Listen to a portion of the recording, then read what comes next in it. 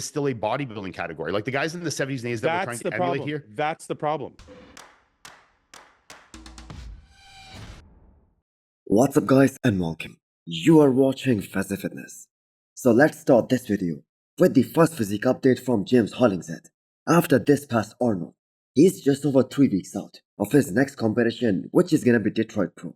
And based on the physique that we saw from James at this past Arnold, I do not think there is any possible scenario in which he beats a 100% on William Bonac, unless James makes some mind-blowing improvements in the next 3 weeks time. So there is a 1 day out video on James Hollingshead YouTube channel. His coach Stefan, he's checking on him. And we all love James as a person. He's a very humble, very stand-up guy. But truth be told, this just wasn't the best peak of James Hollingshead. He wasn't as big as we have seen him in the past. And he wasn't hot as a grenade. The kind of conditioning that the fans and the judges, and also James himself, wanna bring to the bodybuilding stage. And conditioning is something that James heavily rely on, because that is his biggest strength, and that is something that he needs in order to win a pro show, especially in these current times. And that is what he needs in order to get back on that Miss Olympia stage, because he doesn't have the best shoulders or the best arms. He doesn't have the best abs, nor is he wide enough to really stand out. So at that first glance, in a comparison, he lacks the aesthetics, and here at the Arnold, he was lacking that wow factor as well, especially in comparison to the Arnold last year, where he looked big and full as a house. So if someone can explain, maybe James himself or Stefan, that what was the reason Stefan was getting so hyped up in those check-in videos. Maybe it's something we did not see on camera, or maybe it's something that did not translate on the stage. Oh yeah, side chest.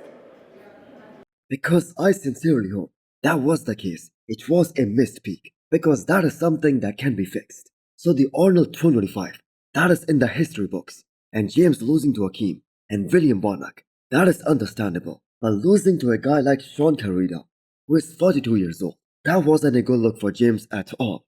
And they need to address some things for this upcoming Detroit Pro if he wants to have a shot at winning that show and getting his Olympia qualification. So Hostile just dropped some Sherpa-lined zip-up hoodies and forced hooded jackets. So do check them out and use the code FAZI10 to get 10% extra discount. This is under Presti's physique update from today, and you look at that physique, and the first thing that comes to your mind is that he must be getting ready for a competition. But the truth is that this is him in his off-season, and it is so damn hard to believe that Presti can be in such an awesome condition. Weighing 293 pounds. That is just insanity. He stays so damn lean throughout the year. But the man is never that big. Now for Presti to get back on that Miss Olympia stage, he should skip some upper body days and just train those legs.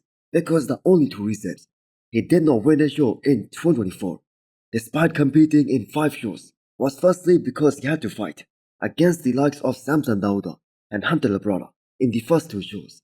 And secondly, he just lacks that balance between his upper and lower body. And there is that imbalance that the judges just aren't willing to ignore.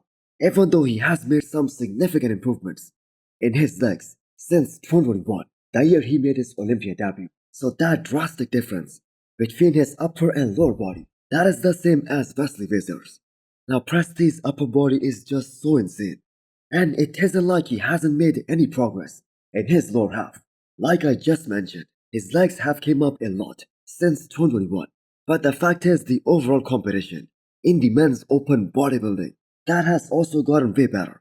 The competition we all know, that is through the roof now. So maybe he's gonna do this upcoming Portugal Pro. That show has always been a lucky one for him, as Presti has won that show 3 times in his career. They'll say Wesley is good aesthetics or Logan is good aesthetics and say Mike is bad aesthetics. And to me, like, I can't wrap my head around that. Man, that discussion between Fuad and Ian Valier, that got so intense, discussing what classic physique category is all about and how it should be judged. So the whole argument, that was based on this past Arnold title and the fight between Mike Sommerfeld and Logan Franklin, with Fuad saying what the vast majority of classic physique fans are saying, that Logan was way more classic than Mike. Not saying that Mike should not have won. He certainly was the most complete guy on that stage. Looks more like Chris, Logan or Mike? If you had to say, I know neither one looks like Chris, but if you had to say, hey, one guy looks more like Chris, who would you pick? I mean, you're gonna say Logan just because he's taller, but in a lot of ways, I don't necessarily agree with that. You know, That's not. I wouldn't say it because he's taller. I would say it because the way his body fits together. But this point right here that Fuad made, I do not think this argument could have been any more convincing than this. I mean, ask anyone out there, what's quote-unquote more classic? Between both these guys, Logan or Mike, even the 6 times champion, Chris Bumstead said that. Logan Franklin was way more classic. And obviously he was drawing that comparison with Mike Sommerfeld on this year's Arnold stage. But Ian just did not get it convinced. also, at the end of the day, is still a bodybuilding category. Like the guys in the 70s and 80s that we're trying to emulate here. That's the problem. You're still looking at it like a bodybuilding category. But it is still a bodybuilding category. I know it is. That's where I'm. Arnold Schwarzenegger and the guys from 70s were open bodybuilders. This is where they're not supposed to be judging it like that. You just said I know they're not. So this same discussion that was trending back in 2019 after the Arnold Classic that year, when the judges chose the late George Peterson, truly a physique that looks like a bodybuilder, over a guy who was very, very classic, and that was Steve Laureus. So they applied the same men's open criteria, and George Peterson won that show because he had way more density and way more muscularity. Now Mike, on the other hand, he also has a great X-frame. He has that crazy V-taper. No one is denying that, but he certainly isn't more classic than, for instance, Logan or Urs Klashinsky. And again, taking nothing away from Mike here, he got that win with perfect scores. He 100% deserved that, which means it was a unanimous decision, but still it is a healthy debate on what classic should be. So do let me know what you guys think in the comments below. I think that's the most like classic look up there. Thanks, man. Yeah. Thank you. 100%. Yeah. The reigning Arnold champion Derek Lunsford never ever committed to competing at this upcoming Pittsburgh Pro, but he did show some interest in doing that show. And based on Chris Cormier's claim, Derek was actually interested in doing that show as he wanted to compete more this year. Now the big question is, will he take the whole bodybuilding world by another surprise by announcing that he's doing the first ever Pittsburgh Pro? Well, I'm gonna say it just isn't worth the risk. Since winning the Arnold, there has been only one post made by Derek on his Instagram, and the caption says it all. The man is obviously trying to be the second only man in the Olympia history to lose the Olympia title and then win it back again, because so far Jay Cutler has been the only man that holds the record.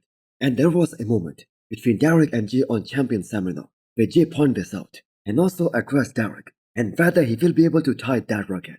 Now it's pretty much confirmed from Samson's side that he isn't doing anything other than the Olympia in October this year. So judging by how much improvements Derek made from the Olympia last year to this year's Arnold, one can only imagine how much more can he offer after doing another off-season and maybe come back with even more better quads than what we saw last weekend.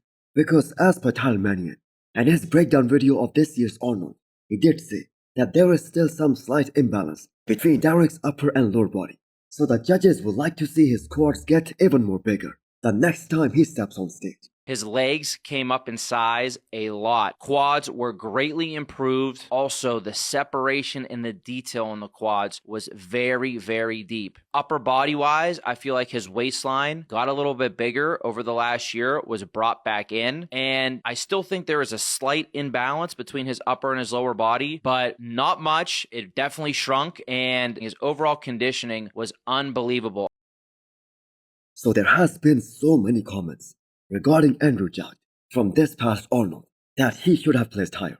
Now, not many of us agree with that, and I think the judges got the top two very solid with Derek and Samson.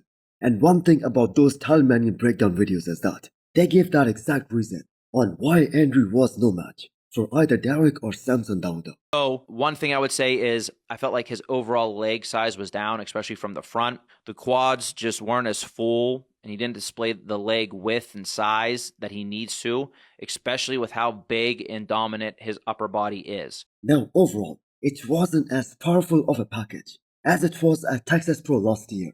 His legs in particular were a bit downsized from the front, and this can be seen if you compare his Arnold Ohio physique from this year to his Texas Pro physique from back in 2022, and you can see how much leg size Andrew gave up to get into that level of conditioning, and his upper body did not suffer. The chest, the arms, his shoulder in particular, they looked way bigger than ever before. But those huge sweeping quads, they are one of the main reasons of Andrew Jacked appearing so dangerous on any bodybuilding stage. Now we are all very interested to see how that Texas Pro package that would have looked against the likes of Samson and Hardy and Derek. And there is a chance that we might get to see that. Maybe at this year's Miss Olympia. Now if you were wondering why Andrew did not place higher, then this breakdown is your answer. So hit the thumbs up button if you liked the video, and smash the subscribe button if you wanna come back for more. Thanks for watching.